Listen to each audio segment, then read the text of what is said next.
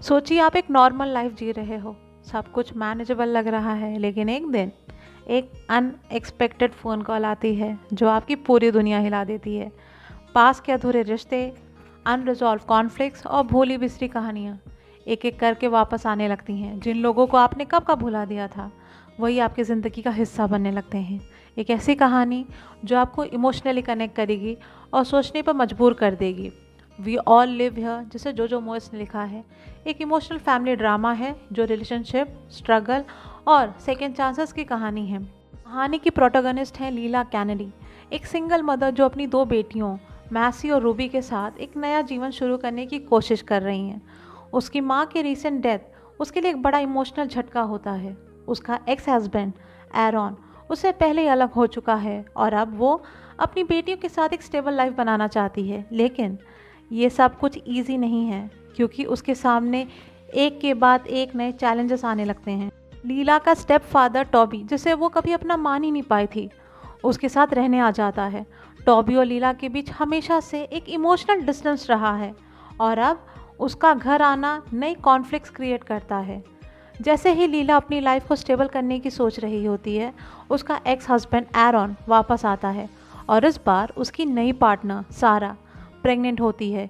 ये नया कॉम्प्लिकेशन लीला के इमोशंस और फ्यूचर प्लान्स को हिला देता है और लीला के बायोलॉजिकल फादर पीटर, जो उसकी लाइफ में कभी प्रॉपरली था ही नहीं, अचानक उसके सामने आ जाता है। ये अनएक्सपेक्टेड वापसी लीला के मन में नए सवाल खड़े कर देता है। क्या उसे अपने फादर को एक और चांस देना चाहिए? ये सबसे बड़ा सवाल उसके सामने खड़ा हो गया था।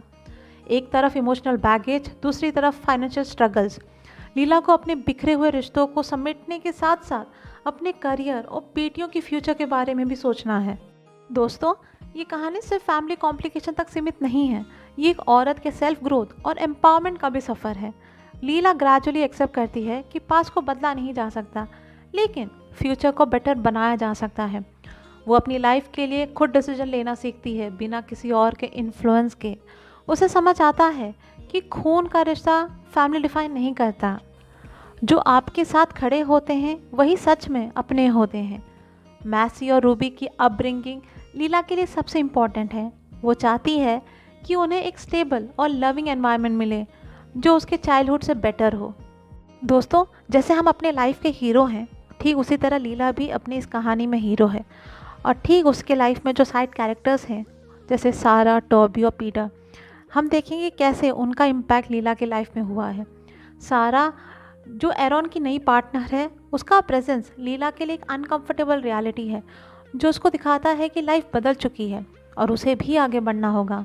टॉबी, जो स्टेप फादर है, पहले लीला उससे दूर भागती थी, लेकिन धीरे धीरे उसे समझने लगती हैं और दोनों के बीच एक अंडरस्टैंडिंग डेवलप होती है। और वहीं पर पीटर, जो बायोलॉजिकल फादर है, लीला के मन में एक कॉन्फ्लिक्ट क्रिएट करता है। क्या एक इंसान जो कभी उसकी लाइफ में था ही नहीं, उसे एक और चांस मिलना चाहिए? दोस्तों, इस किताब की कुछ खास सीख जो हम सबको लागू करनी चाहिए अपनी लाइफ में, वो है कि फैमिली सिर्फ खून का रिश्ता नहीं है।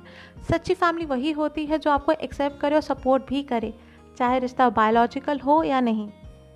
दूसरी सीख, ज़िंदगी टफ हो सकती है पर नया शुरुआत पॉसिबल है। हर सेटबैक एक नए शुरुआत का भी चांस होता है।